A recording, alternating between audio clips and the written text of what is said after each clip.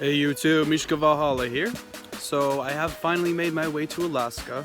I am in the very first spot I found when I connected to the gods and the spirits of the land. It's good to be home. It's very beautiful out here, but of course nothing's new there. Absolutely gorgeous view. There's a little fire pit there. The river.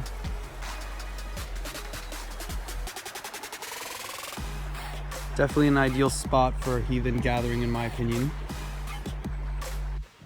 So in this video I definitely wanted to get into the rune Uruz. The last rune I focused on was the rune Fehu, the first of the Elder Futhark alphabet, or what we call the Elder Futhark alphabet. Fehu being a rune of cattle and wealth. Uruz is the rune of primal physical strength. From my own experiences, the rune Uruz represents the oxen. Some say that it could represent a much older form of bull called the aurochs, but that was an ancient bull that was hunted out of extinction, you know, obviously long before the Viking era. So but these runes, obviously they do go further back than the Viking era, so it does make sense. You know, the rune Uruz kind of has like an arch, kind of looks like a rearing bull or something of the sort, but it's typically associated with strength, primal physical strength, physical health. When you throw it in a reading, you know, typically it shows that, you know, things are looking healthy this point forward. You know, you won't have to worry about any illnesses in the near future. You know, you're probably going to figure out ways to explore your primal nature. That's another thing. I kind of imagine Uruz as a rune sort of like, you know, about tapping into the bull within, or the inner animal. And in a way, you know, that's grounding yourself and, you know, strengthening yourself on a physical and, you know, I guess you could call it a spiritual level. You know, connecting one with all. And I say what you would call a spiritual level because, you know, the more, you know, we learn about pre-Christian, you know, practices, you know, pagan practices, you know, there isn't a division between spirituality and the physical world. You know, the physical world is the church, you know, it's where the gods live. You know, they're just, you know, a realm over, or, you know, they're the spirits of the land, they're just living around us, you know, in the trees and in these blades of grass, you know. So, you know, there's no separation, you know, and I've come to the point in my own life where I no longer see it as spirituality. I see it as something that's just part of my identity, part of my life. And I definitely think that that's how our ancestors viewed it. I think our ancestors, you know, those who would tap into the secrets of the runes, because I know that it wasn't common knowledge, you know, what the secret of a certain rune was, but, you know, there was still a reverence for the runes, a respect for the runes. You know, divination was a thing, Vitkis, people who would use Galder, rune magic. So, you know, there are, you know, there's essentially hints, you know, pointing to the fact that, you know, they still had deeper meanings, but excuse me, but, you know, it doesn't mean that it was common knowledge. To most people, the rune Uruz probably just made an ooh sound, like Uruz.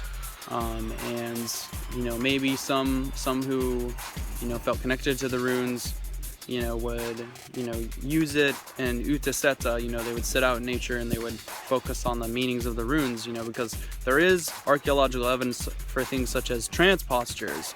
I'll leave a link in the description to some sources, but, you know, there were physical statues of people in trance postures, so who's to say that there weren't ways of doing that for the runes? You know, I know that whole rune yoga mumbo jumbo is not really a thing, but, you know, it was just some guy in medieval Iceland that just wanted to try something out. I don't even think it was medieval Iceland. I think it was like the 1800s. I'm not entirely sure, but, you know, there were things, but many of those things probably were lost to time. You know, we're lucky enough to have these statues. You know, people before didn't even think, you know, the Norse people were educated or, you know, had a sophisticated culture or what you would call spiritual life, you know, but the archaeology doesn't lie. and you know, they're not going to go out of their way, especially with rare material that's hard to come by, and just make some random figure with some nonsense posture. You know, that's totally the dumbest assumption for any archaeological find I could think of. You know, when looking at something like a statue of a man, like in a posture, a certain posture that's just, I don't know, out of place, unusual.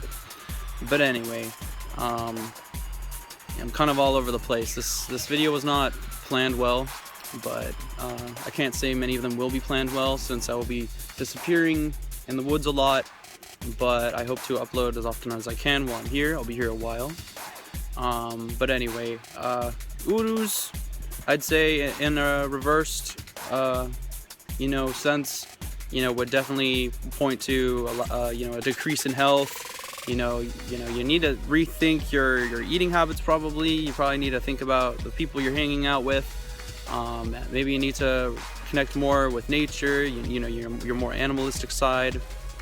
But typically, if it's right side up, it is a good sign.